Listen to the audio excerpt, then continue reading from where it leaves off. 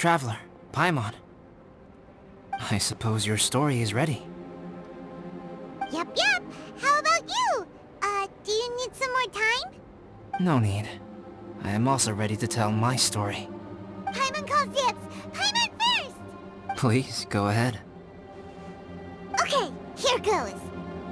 Once upon a time, there was an evil researcher who went into the mountains and did a crazy experiment on whopper flowers to transform their appearance. After a lot of pain and suffering, the whopper flowers finally took on a human form. Then, they stood by the side of the mountain to wait for unsuspecting bypassers. To whoever spoke to them, they would ask some questions such as, "Who am I? Who are you?" If the bypasser got the wrong answer, the last sound they'd make would be a yelp before the whopper flower ate them alive in one bite. Ooh, truly frightening. What the? You two aren't scared at all! Don't go nitpicking, okay? If you didn't like the story, go write your own!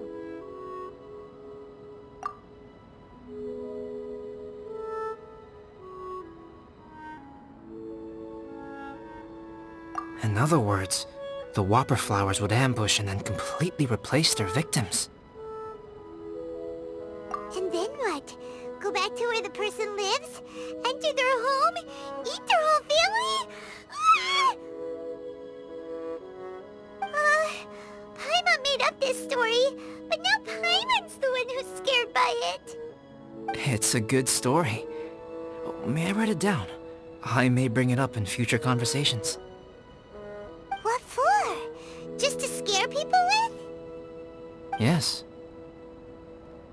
You've got a real mean streak, Albedo.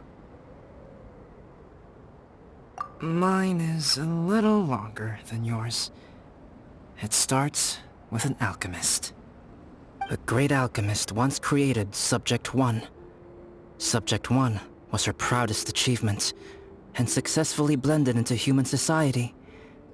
No one ever would have thought that this friend of theirs was in fact a synthetic human. However, unbeknownst to Subject 1, the alchemist had tried the same experiment many times before he had come into being. Some of the rejects from failed experiments had been discarded, but had not died. Subject 2 was one such failed experiment. He was swallowed by a great dragon that came to rest upon a snow-swept mountain. Many years later, he was resurrected by the dragon's mysterious power. He saw all kinds of people on the mountain, including Subject 1, who had somehow miraculously blended in among them. Never in Subject 2's wildest imagination had he thought it possible for experimental life forms such as they to deceive everyone so successfully. He saw the way humans accepted Subject 1 as a friend, witnessed their affection as they addressed him by name. This was what Subject 2 wanted. Now, all that Subject 2 desired was to replace Subject 1 and take the joy of his existence for himself. This is giving Paimon the chills. So scary. Subject 2 began to unfold his plan.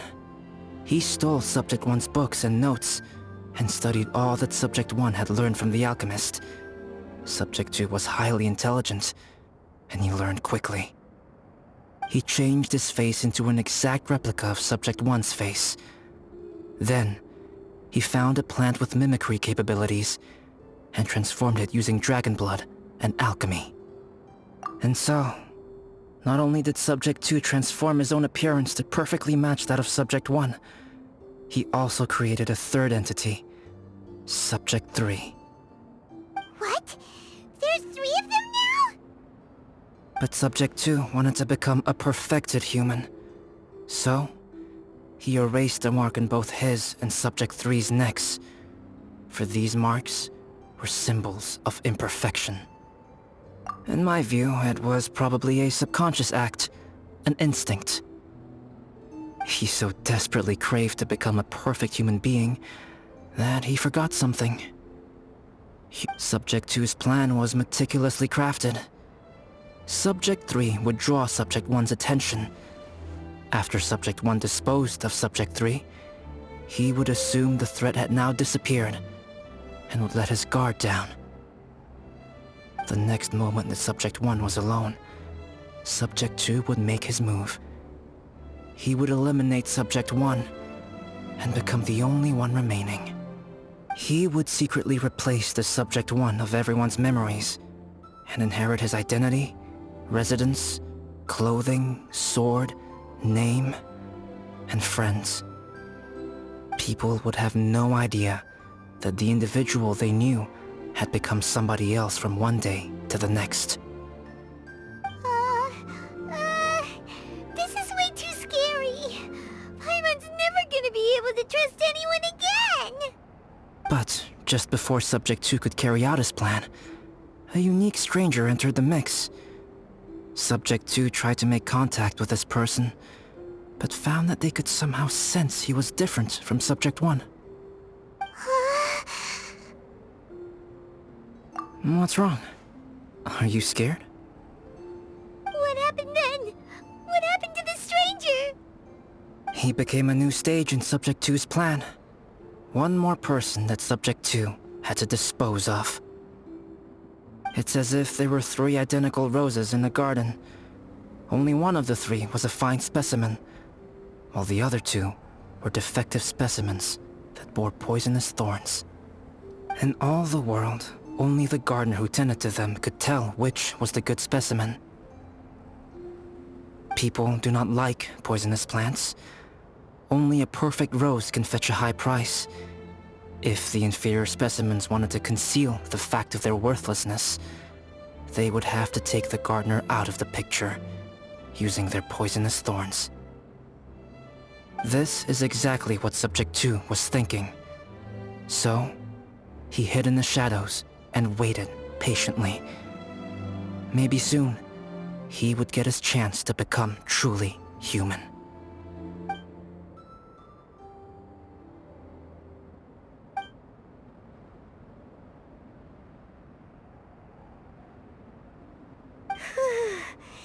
That was intense! So what happened after that? Did Subject 2's plan succeed? Paimon can't bear thinking about it! Fortunately, it is just a story.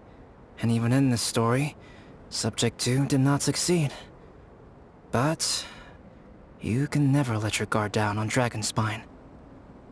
Monsters mutated with Durin's power and blood are also creatures of Rhine-Daughter, just like me. You must beware of all such creatures. I'm glad to hear that. It's okay. I know what I am. You and I are both different, so there is no need for me to hide the truth from you. The only thing is that sometimes, when I think about how mighty the power of alchemy is, I feel so small. As beings who set foot in this world, how arrogant are we in desiring to control our destiny, and in desiring to create? Is creation an arrogant act, traveler? If not, why do we call the ones that created us and control us gods? If it is, then what qualifies us to call ourselves creators? How far must we take our reverence and respect, and what purpose does it serve? Nothing special, but whenever I think about it, I feel a twinge of grief. Poor Albedo. Hello? Traveler? Are you here? Hey, is that Amber? Thought we might find you here. We're here to deliver a message from Cyrus. There's gonna be a big event down at the base camp, and they want you there too, Traveler. Winter camp is nearing its end. Apparently, even provisional instructors are required to attend. Looks like we need to go, Albedo. Bye for now. Then I won't keep you. I have some things to attend to here, so forgive me for not seeing you down. Don't worry about it. There have been no issues getting up and down the mountain recently. Is everyone ready? Let's not keep them waiting.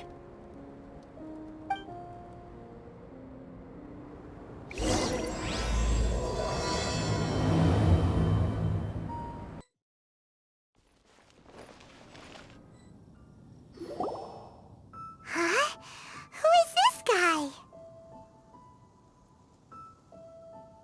Allow me to introduce Yozerv. He's Joel's father. Dad, this is that traveler I was telling you about. The traveler's helped me out loads in the past, and this time, we even built a snowman together. Joel has told me everything about you. I can't thank you enough. Wow! This is amazing! Wait a second. Why is Cyrus discreetly wiping tears away? And what is Pallid doing here? Pallid is the hero of the hour this time. Go on, Pallid. Tell us what happened in your own words. Okay. The weather was fine on that fateful day, and I had a feeling that Lady Luck was smiling down on me. So I trusted my gut and set off to explore somewhere new, somewhere dangerous. Because where there is great danger, there is also great treasure.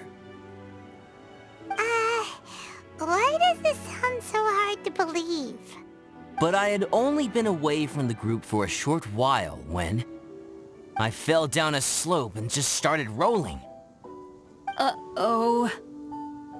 Did my bad luck rub off on him when we ran into each other on the mountain? The place I fell to was somewhere I didn't recognize, and I'd sustained a few injuries.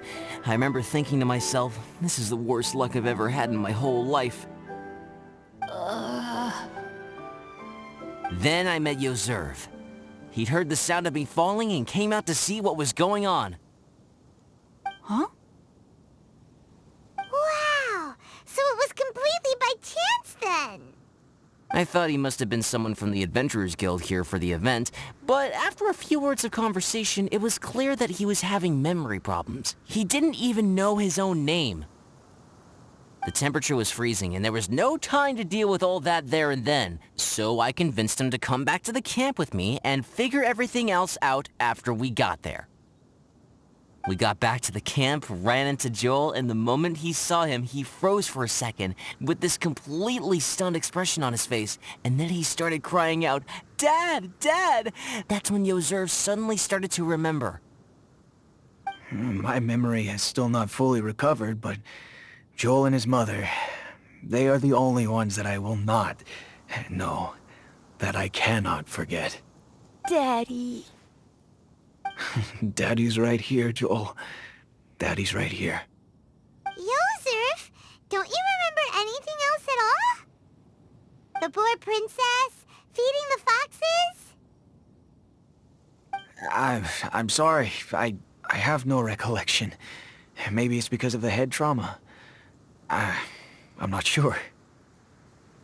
I woke up and found myself covered in blood. My things were gone, and there was nothing to indicate who I was or how I got there. I crawled into a cave and settled in for a slow recovery. After my legs and feet were a little better, my hunting skills were what kept me alive. Dad, I was so worried about you. I'm all right now, Joel. Oh, don't cry. Daddy's not going anywhere. I'm here to stay. Oh, this is good. This is good. You know what, though? I definitely think my luck got worse after running into Benin on that mountain. I knew it. I just... No, I just meant if it weren't for you, there's no way I ever would have run into Yozerv on a mountain this huge. Besides, we got back safely, didn't we? So don't blame yourself. Maybe sometimes miracles can only happen when you get just unlucky enough. Pallid. When did you become such a smooth talker, huh? Huh? Am I? I was just telling the truth. Oh, yeah. I want to say thank you to the Traveler, Uncle Cyrus, Auntie Eula, and Auntie Amber. Thanks, everyone. You all helped look after me, and I will always remember it. But I guess I can't take the snowman with me, or it'll melt once it leaves Dragonspine. It's such a shame. Oh, I can help with that. One moment. Huh? Eula? Here, take this. It's powdered rime. Just add it to your snowman, and it will never melt. Wow! Really? Oh, this is awesome! You're the best, Auntie Eula! Dad, I have an unmeltable snowman now! How cool is that? How can I ever repay you all? Thank you all. Thank you, from the bottom of my heart. Dad, I want to go move the snowman. Can we do it now, please? Okay, I'll be leaving with Joel now. I'm sure I'll see you all another day. Very well, very well. It's time for Pallet and I to have another discussion concerning his breaches of adventurer discipline. Huh? But Cyrus, I think I kind of made up for my mistakes this time, you know? See you guys! Oh, I made this for you and Amber. Think of it as a winter souvenir. Aw, are you sure? This must be really important to you. Come on now, just take it. No need to make such a fuss. Wow! Now our snowman won't melt either! Great! You're welcome. Just keep it. That's all I ask. Amber and I have some business to attend to now. See you later.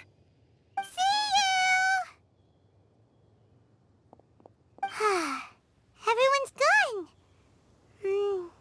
Seems like they've all got their own stuff to do now. Oh! You know what?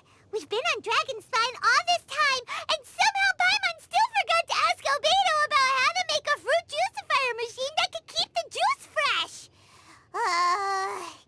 Maybe we should try Timaeus again. He does seem pretty eager to please after all.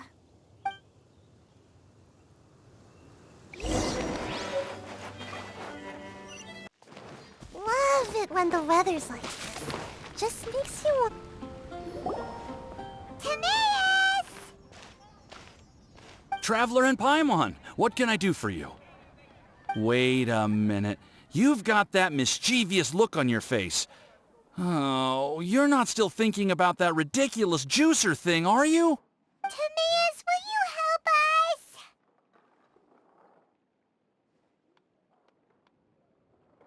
us? Well, if the Traveler isn't really interested, then, yeah, maybe I'll give this one a pass. It's just the weirdest request ever. No, but Paimon's Sunsettias are gonna go to waste without it! And the time it would take me to research something like that, I could probably pick those Sunsettias again 10 times over. New research project, Timaeus? We meet again. Oh, Albedo, thank goodness.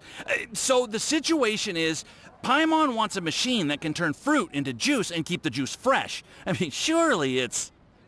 Majorly important! That's what it is! If you can manage to invent this, we'll never have to worry about fruit going bad ever again! That's impossible.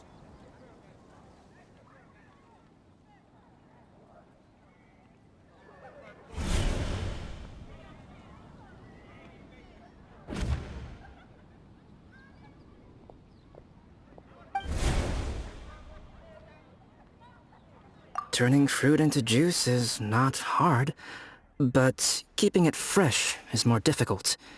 But if you simply want to keep the fruit from rotting, there are many ways to achieve this. Right, Traveler?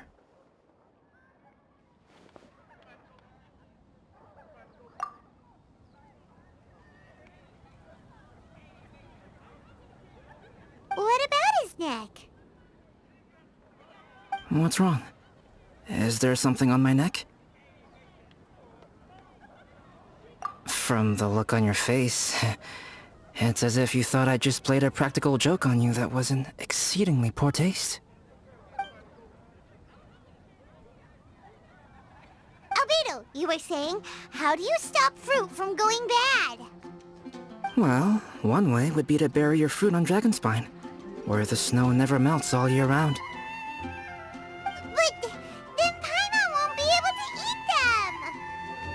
You could always live on Dragonspine. No, too cold for Paimon. Or you can give the fruit to me, and I would take it to Dragonspine for you. But since you don't like the cold, you'd have to send someone else to pick them up when you want them. This is where you come in, Traveler. Suddenly sounds a lot more feasible with other people doing all the work. Okay then, shall we go with that idea? Fruit buried on Dragonspine will stay fresh for much longer.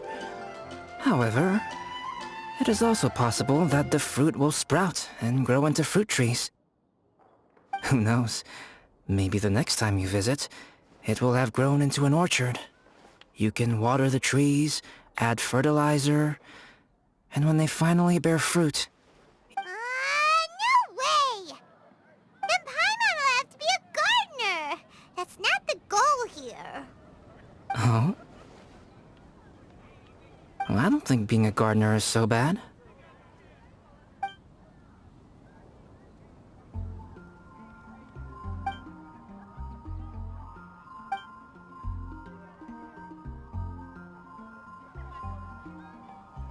Albedo! Stop trying to get your hands on Paimon's super sweet cenizas! It bothers you, does it? Of course it bothers Paimon! They are the rarest, super-duper sweetest cenizas ever! And they're not for you! Okay, but they're just Cenizas. I think you're only so attached to them because you don't have much fruit of this quality in your possession. When someone's pockets are full and their spirit is fulfilled, they don't easily fall prey to this kind of yearning. Really?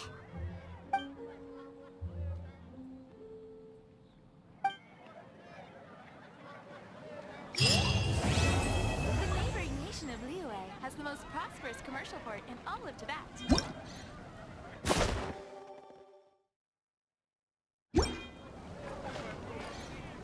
Dragonspine is too cold for ordinary fruit trees to... If, one day, Dragonspine did become home to gardens and orchards, there would be more reasons for people to visit. Life may exist in all kinds of unfathomable forms, and in all manner of unthinkable environments. Mysterious, yet tenacious. Perhaps this is what makes life so special.